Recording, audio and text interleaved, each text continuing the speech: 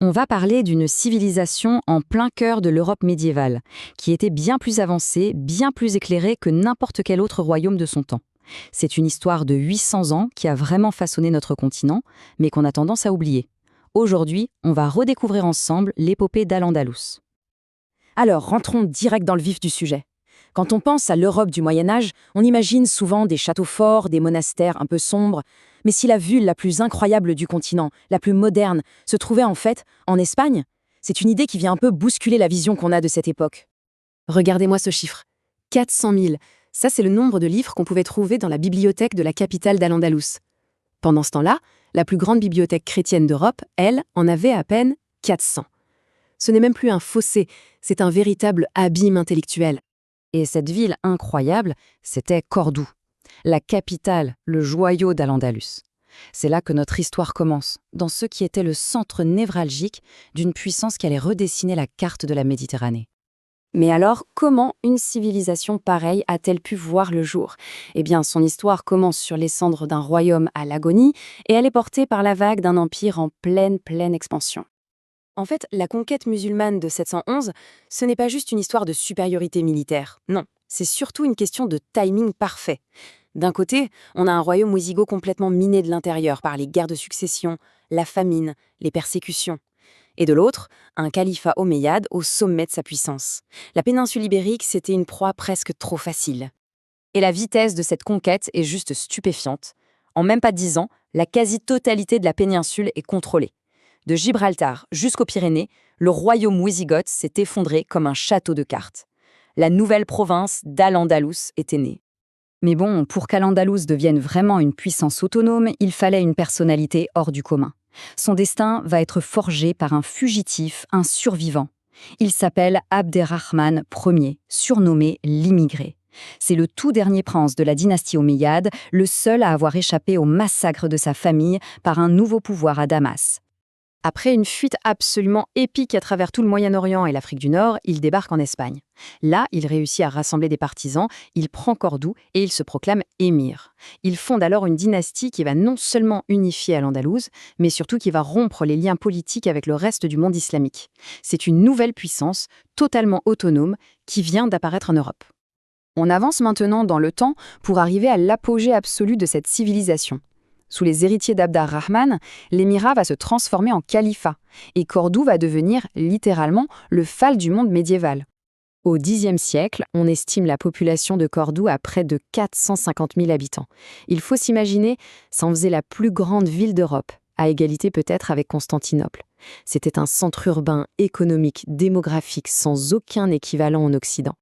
Et ce n'était pas qu'une question de taille. La ville comptait 70 bibliothèques publiques. 70, ça montre à quel point le savoir, la connaissance, l'éducation, c'était vraiment au cœur de la société de Cordoue. C'est fou. Ce qu'il faut comprendre, c'est que ce califat reposait sur des bases extrêmement solides. On avait un pouvoir politique affirmé face à tous ses rivaux, une monnaie en or, le dinar, qui dominait tout le commerce, une vie intellectuelle inégalée et un symbole de puissance absolue, la cité-palais de Madinat al-Zahra, construite pour éblouir le monde entier. Mais voilà, toute cette structure si impressionnante va être minée de l'intérieur. Un chef de guerre surpuissant, Al-Manzor, s'empare du pouvoir, le calife n'est plus qu'une marionnette. Et pour asseoir son autorité, Al-Manzor va s'appuyer massivement sur des mercenaires berbères, ce qui va briser l'équilibre social et planter les graines de la future guerre civile. Après la mort d'Al-Manzor, c'est le chaos. La dictature militaire qu'il avait mise en place ne pouvait pas lui survivre. Et le pouvoir centralisé du califat, eh bien, il va voler en éclats. En 1131, après des années de guerre civile sanglante, le califat de Cordoue est officiellement aboli. Al-Andalus se fracture en une trentaine de petits royaumes. Ils sont indépendants, rivaux. Ce sont les fameux royaumes de Taïfa. Et c'est là que l'histoire d'Al-Andalus nous offre son plus grand, son plus fascinant paradoxe. Alors que l'unité politique s'est effondrée, que militairement c'est la faiblesse qui domine, la culture, elle, explose. C'est un deuxième âge d'or qui naît des cendres du premier. Chaque petit roi, incapable de rivaliser par les armes, va chercher à briller par l'esprit. Il s'arrache les plus grands poètes, les meilleurs astronomes, les philosophes les plus brillants, dans une compétition culturelle acharnée. Mais bien sûr, cette splendeur culturelle ne peut pas cacher la faiblesse militaire. Et les royaumes chrétiens du Nord en profitent. Malgré l'aide de deux grands empires berbères, les Almoravides puis les Almohades, une victoire chrétienne décisive à las Navas de Tolosa en 1212 va sceller le destin d'Al-Andalus. Cordoue, Séville, toutes les grandes cités tombent, les unes après les autres. Un seul royaume musulman réussit à survivre, comme accroché à ces montagnes. C'est Grenade. Pendant 250 ans, grâce à une diplomatie très fine, en acceptant de devenir vassal de la Castille, il va préserver l'héritage d'Al-Andalus et construire son chef-d'œuvre ultime, l'Alhambra. Mais alors, que reste-t-il après la chute de ce dernier royaume ? Eh bien, l'héritage d'Al-Andalus va bien au-delà de ses frontières politiques et de son temps. C'est un héritage qui perdure. La fin de l'histoire est assez sombre. Le traité de 1492, qui garantissait la liberté de culte, est très vite bafoué. Dès 1502, c'est la conversion forcée ou l'exil. Et même ceux qui se convertissent, les morisques, restent suspects, sont persécutés jusqu'à leur expulsion finale et totale en 1609. C'est la fin de près de 900 ans de présence musulmane en Espagne.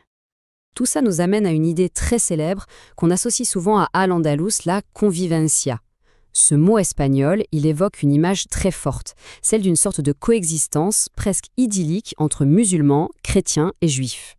Mais attention, cette image de carte postale, aussi séduisante soit-elle, elle doit vraiment être nuancée. La réalité était beaucoup plus complexe. Les historiens aujourd'hui parlent plus d'une tolérance pragmatique que d'une égalité utopique. La coexistence fonctionnait, oui, mais dans un cadre juridique très clair où les non-musulmans avaient un statut protégé, certes, mais inférieur. C'était une cohabitation qui pouvait être incroyablement fertile, mais aussi très fragile. Et le tissu social de l'époque reflétait bien cette complexité. On y trouvait une petite élite arabe, les guerriers berbères, l'immense majorité de la population locale qui s'était convertie, les muladis, les communautés chrétiennes qui avaient adopté la langue et les coutumes arabes, les mozarabes, et enfin une communauté juive qui a connu là-bas une période particulièrement brillante. Et cet héritage, en fait, on le voit encore partout aujourd'hui. C'est Al-Andalus qui a retransmis à l'Europe une grande partie du savoir philosophique et scientifique des Grecs. C'est de là que viennent des cultures comme le riz, les oranges, la canne à sucre et des techniques d'irrigation qui ont totalement transformé le paysage espagnol. C'est aussi l'origine de milliers de mots espagnols comme alcalde pour le maire ou almohada pour l'oreiller. Et puis, bien sûr, c'est l'ancêtre de la guitare, le luth et ce style architectural unique, l'art mudéjar, qui a survécu bien après la fin des royaumes musulmans. Au final, l'histoire d'Al-Andalus, c'est celle d'une synthèse extraordinaire, d'une complexité faite de sommets de raffinement et de périodes de conflits intenses. Et elle nous laisse avec cette grande question. Que peut bien nous apprendre, aujourd'hui, cette histoire de 800 ans de fusion, de tension et de création culturelle ?